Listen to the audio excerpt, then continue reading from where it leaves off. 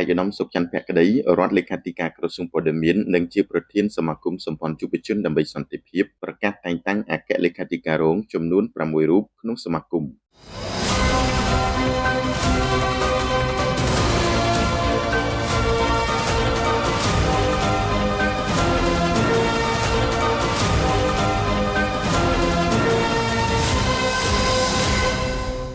ឯកឧត្តមសុខច័ន្ទភក្តីរដ្ឋលេខាធិការក្រសួងព័ត៌មាននិងជាប្រធានសមាគមសម្ព័ន្ធយុវជនដើម្បីសន្តិភាពហៅកាត់ថាសយោសប្រកាសតែងតាំងអគ្គលេខាធិការរងចំនួន6រូបក្នុងសមាគមនាព្រឹកថ្ងៃទី24ខែមេសាឆ្នាំ2025នៅសាលតូចក្នុងក្រសួងព័ត៌មានថ្លែងនៅក្នុងឱកាសនោះលោកបណ្ឌិតឌីមសុខុនអគ្គលេខាធិការសមាគមបានមានប្រសាសន៍ថាយោងលិខិតអនុញ្ញាតលេខ2054ប្រកចុះថ្ងៃទី22ខែមីនាឆ្នាំ2023របស់ក្រសួងមហាផ្ទៃសេចក្តីសម្រេចនៃកិច្ចប្រជុំរបស់ក្រុមប្រឹក្សាភិបាលសមាគមនៅថ្ងៃទី6ខែមិថុនាឆ្នាំ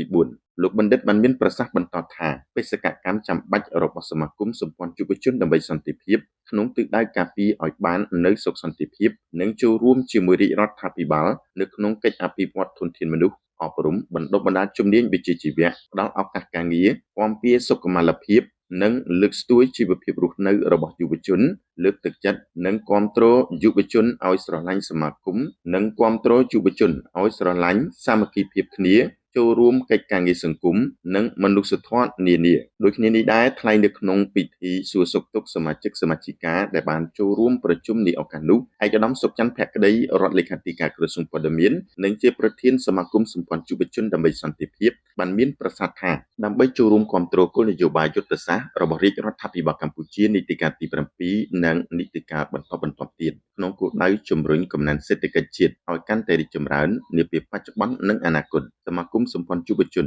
ដើម្បីសន្តិភាពបានត្រៀមខ្លួនជាស្រេចដើម្បីឆ្លើយតបទៅនឹងការអភិវឌ្ឍលើវិស័យសេដ្ឋកិច្ចនិងធនធានមនុស្សសម្ដៅធ្វើយ៉ាងណាដើម្បីបណ្ដុះបណ្ដាលធនធានមនុស្សយុវជនឲ្យមានចំណេះដឹងនិងជំនាញពិតប្រាកដសម្រាប់ថ្ងៃអនាគតរបស់ពួកគេឯកឧត្តមសុខច័ន្ទភក្តីបានផ្ដល់អនុសាសន៍ទៅដល់លោកអគ្គលេខាធិការនិងអគ្គលេខាធិការរងនៃសមាគមសម្ព័ន្ធយុវជនដើម្បីសន្តិភាពដែលបានទទួលផែននីមួយៗមានដូចជាផែនរដ្ឋបាលនិងសាងសង់ផែនទំនាក់ទំនងជាតិនិងអន្តរជាតិផែនធនធានមនុស្សផែនព័ត៌មាននិងផែនហិរញ្ញវត្ថុធ្វើយ៉ាងណាដើម្បីឲ្យអគ្គលេខាធិការរងទាំងអស់យល់ដឹងអំពីទូនាទីភារកិច្ចរបស់ខ្លួននិងមានការទំនាក់ទំនងគ្នាចាប់ពីថ្នាក់កណ្ដាលរហូតដល់ថ្នាក់មូលដ្ឋានតម្រូវឲ្យថ្នាក់កណ្ដាលត្រូវបើកកិច្ចប្រជុំរៀងរាល់3ខែម្ដងឬ6ខែម្ដងចំណែកថ្នាក់មូលដ្ឋានគឺថ្នាក់ខេត្តត្រូវបើកកិច្ចប្រជុំរៀងរាល់6ខែម្ដងដើម្បីធ្វើរបាយការណ៍បង្ហាញព័ត៌មានឬសកម្មភាពប្រចាំខែ